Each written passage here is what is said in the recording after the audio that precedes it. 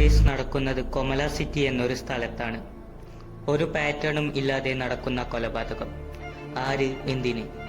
പോലീസിന് 10 ദിവസ കാലാവധി മാത്രം നൽകിയ കേസ്. വിധിയോ സമയമോ? 2 +2 കഴിഞ്ഞ ചെറുപ്പക്കാർ ഈ കേസ് അറിയാൻ ഇടയാകുന്നു. അവർ ഈ കേസ് തെളിയിക്കാനും തീരുമാനിക്കുന്നു. അവർ ഈ കേസ് തെളിയിക്കുമോ? ഞാൻ നിങ്ങളെ സ്വാഗതം ചെയ്യുന്നു കൊമല സിറ്റി മർഡർ കേസ്.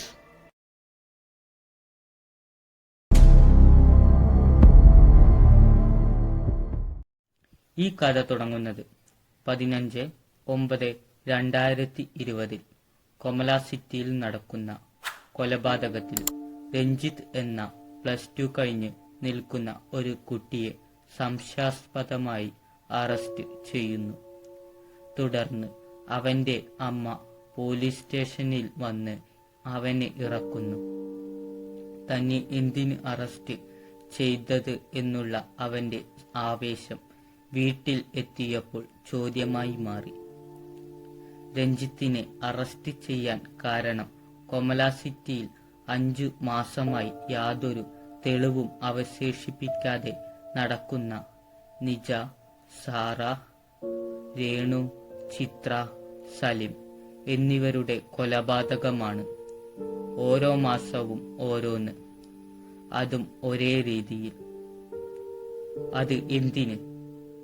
പോലീസിന്റെ ഈ ചോദ്യത്തിനുള്ള ഒരു ചെറിയ തെളിവ് എന്ന പോലെയാണ് കൊലപാതകം നടന്ന സ്ഥലത്തിൽ നിന്ന് ഏറ്റവും അകലെയും ഏറ്റവും അടുത്തുമുള്ള CCTV ക്യാമറയിൽ രഞ്ജിത്തിന്റെ എൽബോർഡ് കാറിന്റെ പിക്ചർ പതിയുന്നത്. എന്നാൽ രഞ്ജിത്ത് അവിടെ വന്നത് യഥാർത്ഥത്തിൽ അവന്റെ അമ്മ ഹർഷിയുടെ ആവശ്യത്തിന് വേണ്ടി ആയിരുന്നു.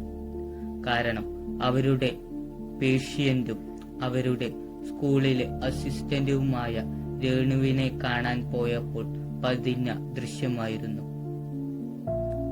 രഞ്ജിത്ത് പോലീസ് സ്റ്റേഷനിൽ നിന്ന് പറഞ്ഞുവിടുമ്പോൾ എല്ലാം രഞ്ജിത്ത് ഇവിടെ വെച്ച് വിടും എന്ന് അവർ കരുതി.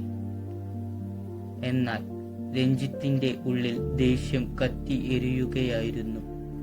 ആ ദേഷ്യം പോലീസിനേക്കാൾ മുൻപ് കില്ലറെ കണ്ടെത്തണം എന്ന വാശി ജനിപ്പിച്ചു. തുടർന്ന് രഞ്ജിത്തിന്റെ ഒറ്റ സുഹൃത്തും കമ്പ്യൂട്ടർ കാര്യങ്ങൾ സമർത്ഥനുമായ വിനുവിന് മെസ്സേജ് ചെയ്യുന്നു.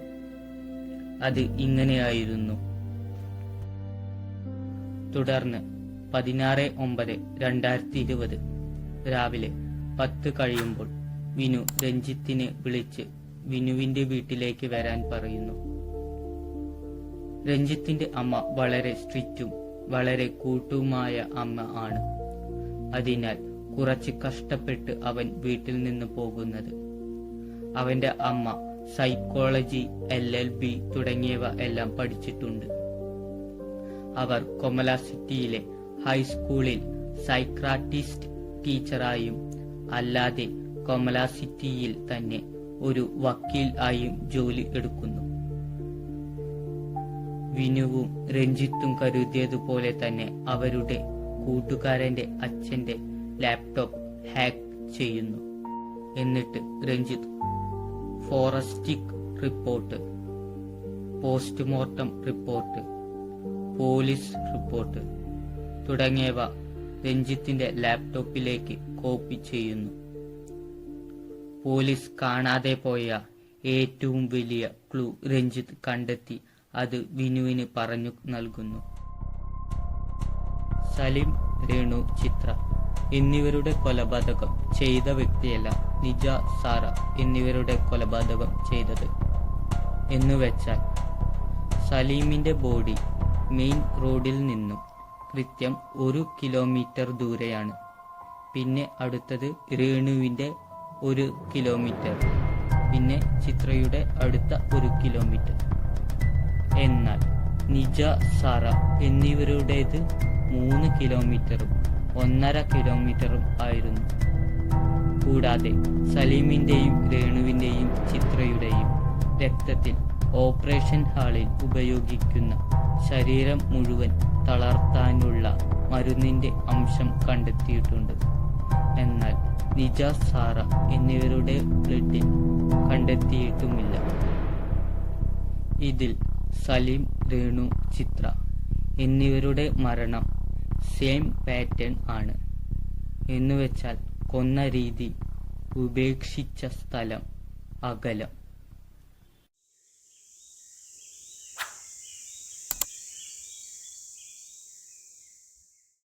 സലീമിന് ആദ്യം ശരീരം തളർത്താനുള്ള മരുന്ന് നൽകുകയും പിന്നീട് കാട്ടിൽ വന്ന് വളരെ ക്രൂരമായി 2 വശത്തും മൂർച്ചയുള്ള കത്തി ഉപയോഗിച്ച് ശ്വാസകോശത്തിൽ, വൃക്കയിൽ, 2 കണ്ണിൽ, കയ്യിലെ മസിലിൽ കുത്തി.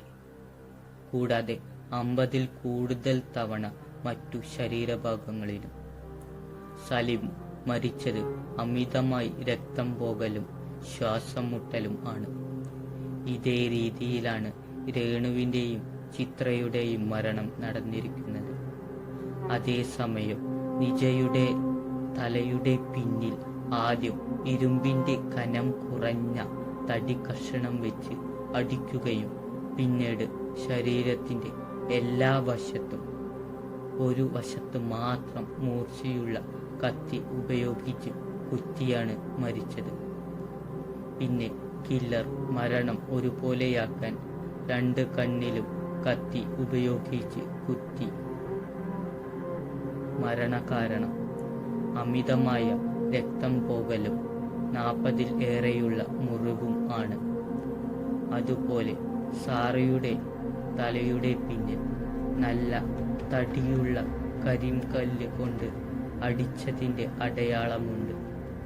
പിന്നെ ശരീരത്തിൽ 100-ൽ കൂടുതൽ ഒരു വശത്ത് മാത്രം മൂർച്ചയുള്ള കത്തി ഉപയോഗിച്ച് കുത്തിയത് അമിത രക്തം പോകലിന് കാരണമാവുകയും കുട്ടിയുടെ കണ്ണിൽ കുത്തുമ്പോൾ കത്തി കുട്ടിയുടെ തലച്ചോറ് വരെ ഇറങ്ങിയാണ് മരിച്ചത്. സലീം എന്ന കുട്ടി 10/6/2020 ആണ് കാണാതായത്. അന്ന് 5:30 കുട്ടിയെ കൊന്ന് ഒരു വലിയ ടിന്നിലാക്കി കാട്ടിൽ ഉപേക്ഷിക്കുന്നു. ബോഡി എന്നിട്ട് കണ്ടുപിടിച്ചത് 1/7/2020 നിജ എന്ന കുട്ടി 25/7/2020 കാണാതായി. അന്ന് രാത്രി 10:30 മരിച്ചു. എന്നിട്ട് വലിയ ടിന്നിലാക്കി കില്ലർ കാട്ടിൽ ഉപേക്ഷിക്കുന്നു. ഇത് കണ്ടുപിടിക്കുന്നത് 9/8/2020 പിന്നീട് പോലീസിന്റെ നിഗമനപ്രകാരം ഓഗസ്റ്റ് മാസത്തിൽ മരണം നടക്കും എന്ന് വിചാരിച്ചു. പക്ഷേ അന്ന് മരണം നടന്നില്ല. പകരം സാറയുടെയും രേണുവിന്റെയും ചിത്രയുടെയും ബോഡി ഒരേ ദിവസം കാട്ടിൽ നിന്ന് ലഭിച്ചു. ഇതിൽ സാറയെ കാണാതായത് 1/9/2020 2 മണിയോടെ കുട്ടിയെ കില്ലർ കൊല്ലുന്നു. എന്നിട്ട് കില്ലർ ബോഡി കുഴിച്ചിടുമ്പോൾ കുട്ടിയെ കണ്ടെത്തണം എന്ന മനോഭാവത്തിൽ കുട്ടിയുടെ വസ്ത്രം മണ്ണിന് മേലേക്ക് ആയി ഇട്ടുവെച്ചു. 10/9/2020 പോലീസ് നായ സനയുടെ ബോഡി മണത്ത് കണ്ടെത്തി. രേണുവിനെ കാണാതായത് 5/9/2020 മരിച്ചത് ഏകദേശം 4 മണിക്ക്. എന്നിട്ട് കില്ലർ ഒരു വലിയ ടിന്നിലാക്കി കാട്ടിൽ ഉപേക്ഷിക്കുന്നു. സാറയുടെ ബോഡി കണ്ടെത്തിയ അന്ന് പോലീസ് നായ ഈ ബോഡിയും കണ്ടെത്തുന്നു. ചിത്രയെ കാണാതായത് 25/5/2018 അന്ന് 6 മണിക്ക് മരിച്ചു. 10/9/2020 പോലീസ് നായ മണത്ത് കണ്ടെത്തുന്നു. ഈ ബോഡി കണ്ടെത്തുമ്പോൾ വലിയ ടിന്ന് മണ്ണിനടിയിൽ കുഴിച്ചിട്ട നിലയിലാണ് കണ്ടെത്തിയത്. ഇത്രയും പറഞ്ഞ് നിർത്തുകയാണ് രഞ്ജിത്ത് ചെയ്തത്. ഈ നിമിഷം വിനു ഒരു മുട്ടുസൂചിയോളം ചെറുതും മൂർച്ചയുള്ളതുമായ ഒരു ചോദ്യം ചോദിക്കുന്നു. എടാ, എന്തുകൊണ്ട് പോലീസ് ഈ തെളിവുകൾ ഒന്നും കണ്ടില്ല? നിജ, സാറ എന്നിവർക്ക് എങ്ങനെ അറിയാം ആദ്യ കൊലപാതക രീതി? പിന്നെ ആ 2 മാസം എന്തുകൊണ്ട് സലീമിനെ കൊന്ന കില്ലർ ഒന്നും ചെയ്യാതെയിരുന്നു? ഈ ചോദ്യങ്ങൾക്ക് ഉത്തരം എന്ന വണ്ണം ബോഡികൾ കണ്ടെത്തിയ സമയവും ഡേറ്റുമാണ് കാരണം. പിന്നെ ആദ്യം ബോഡി കണ്ട വ്യക്തിയിൽ നിന്നോ അല്ലെങ്കിൽ പോലീസ് ന്യൂസിൽ പറഞ്ഞ കാര്യങ്ങളിലൂടെയോ ആയിരിക്കും അറിഞ്ഞത്. പിന്നെ നിജയെ കൊന്നവർ കരുതി കാണും കില്ലർ ഇനി കൊല ചെയ്യില്ല എന്ന്. ഇത് കരുതി കൊലപാതകം ചെയ്തു. സാറയെ കൊന്നവർ കില്ലറിന്റെ തലയിൽ 1 മാസം തന്നെ 2 കൊലപാതക കുറ്റം ഇടാൻ തീരുമാനിച്ചു. കില്ലർ 2 മാസം വെറുതെ ഇരുന്നതല്ല. കില്ലറിന് ഒരാളെ കൊല്ലാൻ തോന്നുമ്പോൾ ആണ് കില്ലർ കൊല്ലുന്നത്. ഈ ഒരു കാരണവും കില്ലറിന്റെ സ്വഭാവവും അടിസ്ഥാനമാക്കി കില്ലർ ഒരു സീരിയൽ കില്ലർ ആയിരിക്കും എന്ന് രഞ്ജിത്ത് പറയുന്നു.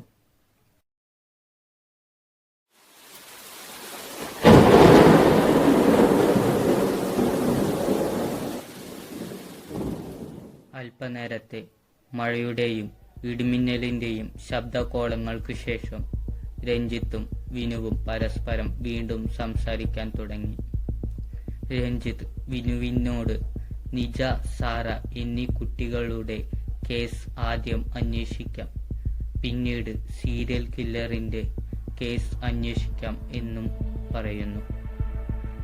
ആദ്യം നിജ എന്ന പെൺകുട്ടി മരിക്കുന്ന ദിവസം എവിടെ എല്ലാം പോയി എന്ന് നമുക്ക് ഒന്ന് നേരിട്ട് പോയി നോക്കാം.